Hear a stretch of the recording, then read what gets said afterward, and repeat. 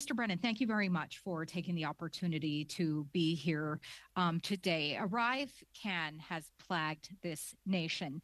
This scandal, Mr. Brennan, is the touchstone of scandal, of a government that has become synonymous with scandal.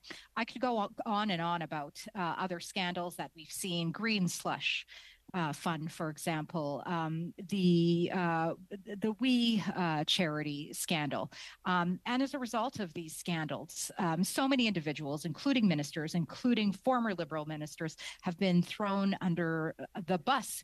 And this week, in fact, we've seen in the Globe and Mail two public servants have also been thrown under the bus by this Liberal government because we have Liberal ministers who are not willing to take responsibility for their oversight of the Arrive Can scandal in this particular case, which you know has led to a CBSA RCMP investigation and which continues to plague not only former employees of CBSA, Public Safety Department, but individuals throughout the public service as to their willingness to speak up as to what they have seen, their communications with senior executives, and their communications with ministers, Mr. Brennan.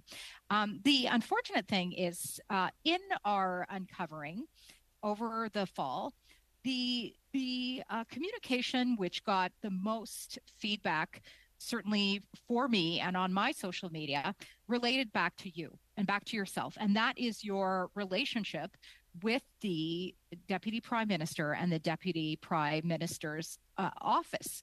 Now, I think that this is only one of many individuals who are implicated in this scandal. Not to mention these two individuals, which were able to skim $11 million for working in their basement, and doing very little, as well as committing, frankly, crimes of fraudulent resume changing, perhaps even collusion.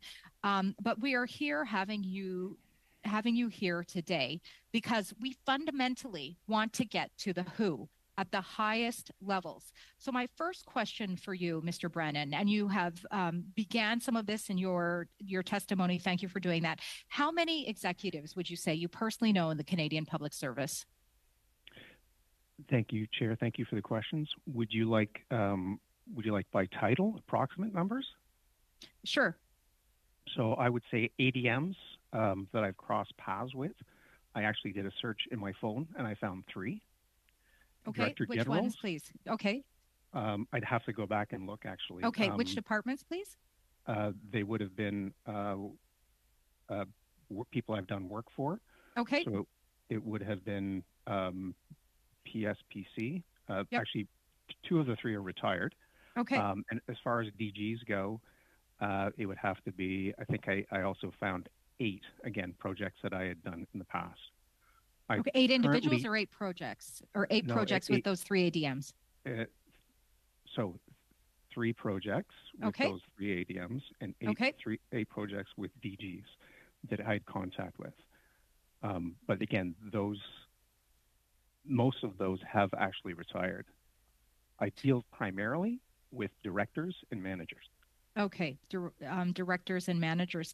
And what would you say the nature of these relationships is that you have with these executives within the federal government?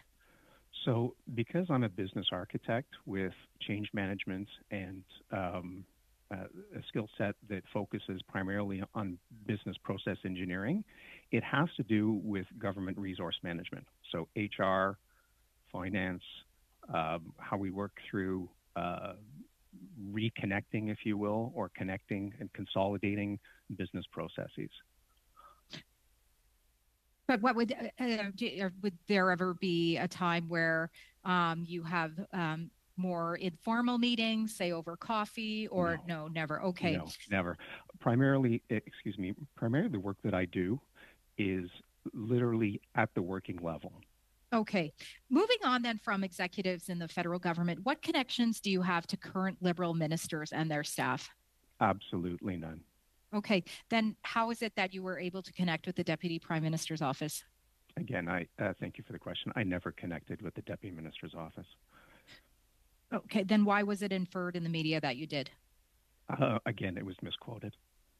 It was but did you say it? Are you saying what you said wasn't accurate, or you're It was it saying was that? a it was a text taken out of context. Okay, what was the imply? What was the actual context of the text if it wasn't that? The actual context used GEDS, the Government Electronic Directory Service, to identify people in roles that may look at the letter. So you're saying you have no other connections with any Mm. other Liberal ministers. If we were to go through all of your communications, all right then. What I'm what afraid would that is our be time, okay? Mrs. Thank you Kusi. so much.